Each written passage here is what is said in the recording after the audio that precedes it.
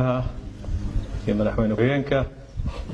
gudoomiyaha baarlamaanka iyo gudoomiye ku-xigeenka koowaad iyo labaad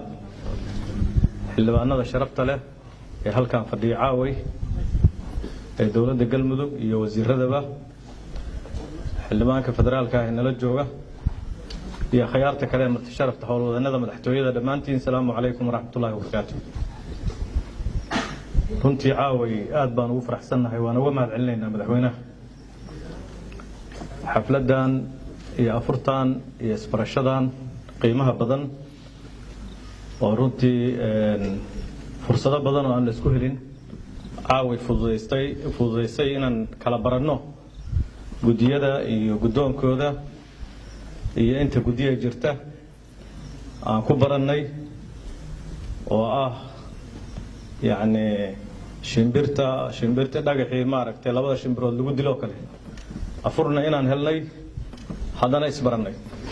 marka aad baan runtii kuu mahad celinaynaa. wixii kaftana waa iska kaftan laakiin galmudug hadda waqti kaftan ma joogta aniga siday la tahay waqti shaqay joogtaa waqti shaqo inta gacmaha la isqabsado habsaanka haysta galmudug ee ay ka habsaantay dowlad goboleedyada la midka ah ay ka habsaantay ummadaha iyada la midka ah ee Soomaaliya ku nool oo maaragtay caaway lagu faraxsan yahay inta yartaay hadda la haysto halkan midnimada lagu joogo wax galmudug uga dambeeyo kale ma jiraan laakiin galabtana wasiirada waa la iswareystayo xafiis wax la wareegayo waa yari iyo computer iyo waa hadda iyo kow baan isleeyahay meeshaas marka qosol nooma yaallo waxaa noo yaalla shaqo adag inaan u guntanno waqti badanna aanan ku bixin howlo kale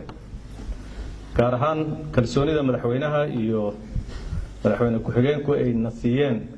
ay siiyeen anigana waa uga mahad celinayaa. shalayna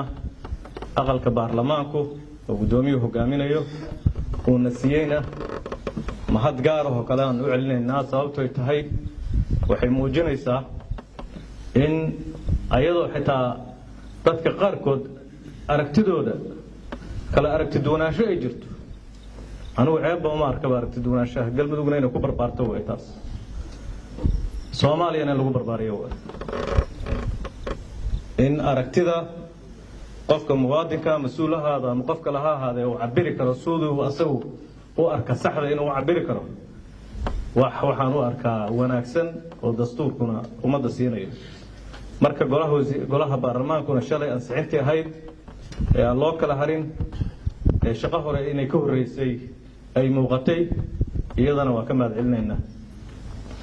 ka wasaarad ahaan rajo badan baa dadku nagu xirayaan laakiin casa Muuse ma haysan ushii nabi Muuse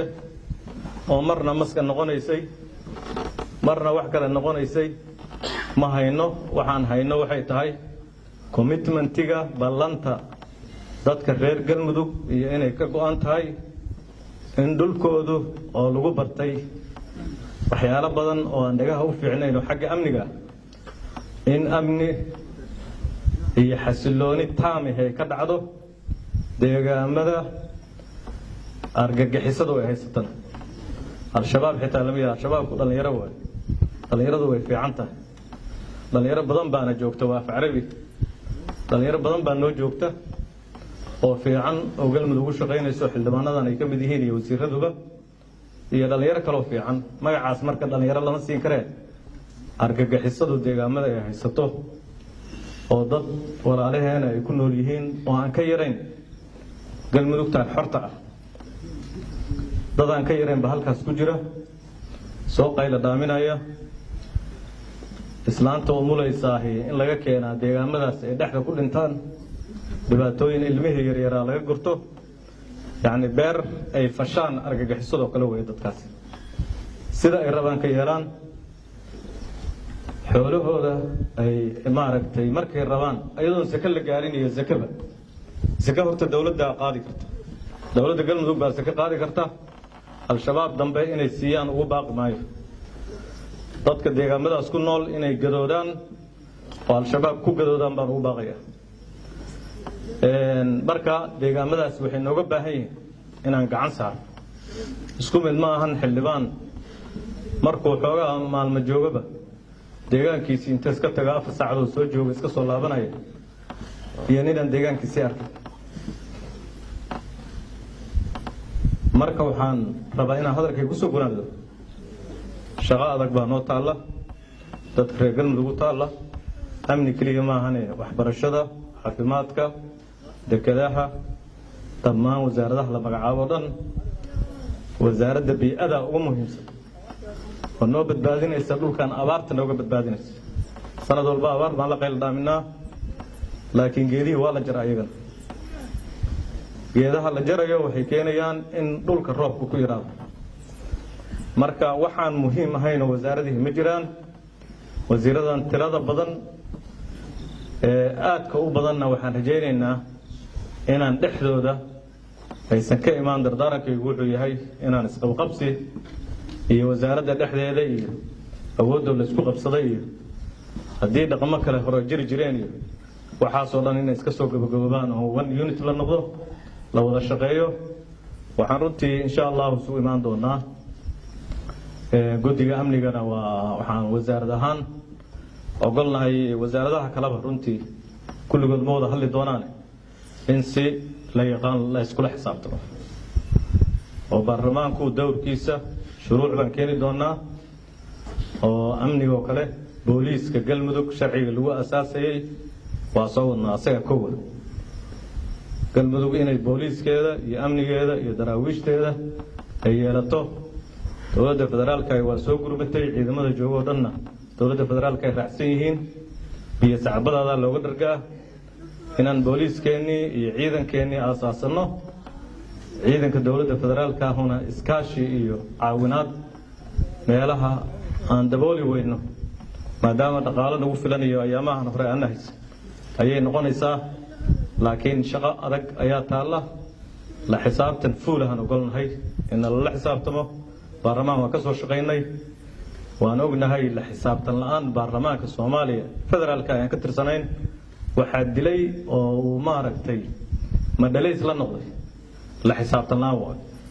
wasiir inta qoorta loogu xiro silsilad la yiraahdo iska soco oo aan la xisaabtamayn wuxuu sameeyo la ogeyn ma taasi wax fiican ma dowlad dimuqraadi ah rabna galmudug inay noqoto oo xisaabtanku uu number 1 noqdo xisaabtan aan ahayn midka wasiirka albaabkiisa laga celiyay baarlamaanka geenaya midaan ahayn oo midka shaqada mid shaqo la xisaabtan shaqo ama qofaan inta u geeyay shaqo ayuu ii shaqaalaysiin waayay hebel kaas la xisaabtan ma kaas waxay noqonaysaa maar suuqi kawaanka kala war marka waxaan ku soo gunaanadayaa dad badan baa iga dambeeyay shaqo adag ayaan sugaysa annagu xamar hawlahan ku haynay galmudug siyaasadeedan ku shaqaynay aniga wixii hore dowladda federaalka waxaan u dhaaftay wixii xildhibaanadu hadda ay halkaan ku goodinayeen bay haayeen oo ahayd inay xisaabtami doonaan annaguna intaasaan xagga ku haynay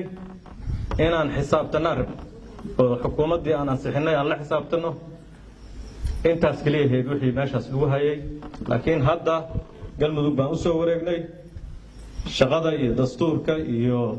hawsha galmudug u taalla ayaa naga badan taasaanan hadda wixii ka dambaysa ilaahay idinkiis ku shaqayn doonaa kulligiin waa mahadsantihiin waxaan rajaynaynaa munaasabado intaan ka ballaaran inaan isugu imaan doono ilaahay idinkiis galmudugoo intaan hadda ay tahay ka sii fiican